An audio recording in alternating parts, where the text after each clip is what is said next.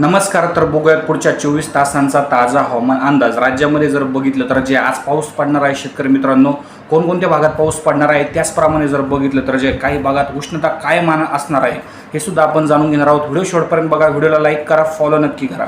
सध्या राज्यामध्ये स्थिती बघितली शेतकरी मित्रांनो तर वेस्टर्न डिस्टर्बन्स जो सध्या हिमाचल प्रदेश आणि जम्मू काश्मीरच्या दरम्यान आहे, त्यामुळे जे राज्याच्या वातावरणावर थोडासा परिणाम झालेला होता.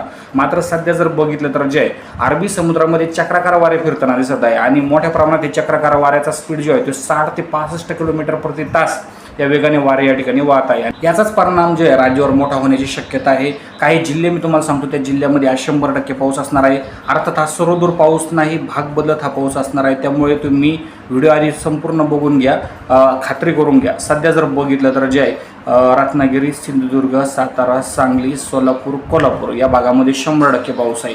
भाग बदलत या ठिकाणी पाऊस पडण्याची शक्यता आहे. त्याचप्रमाणे छत्रपती संभाजीनगर, बीड, अहिल्यानगर, पुणे या भागामध्ये सुद्धा काही भागामध्ये दुपारी 2 नंतर जे आहे हलका ते मध्यम पाऊस होऊ शकतो. अर्थात हा पाऊस सर्वदूर नाही, स्थानिक वातावरण निर्माण होऊन हा पाऊस पडण्याची शक्यता आहे. त्याचप्रमाणे जर बघितलं तर जे अकोला, अमरावती, वाशिम, नागपूर, भंडारा, गोंदिया, चंद्रपूर, गडचिरोली या भागामध्ये उष्णतेचं प्रमाण आणखीन वाढणार आहे. म्हणजे 42-44 डिग्रीपर्यंत तापमान या ठिकाणी असणार आहे.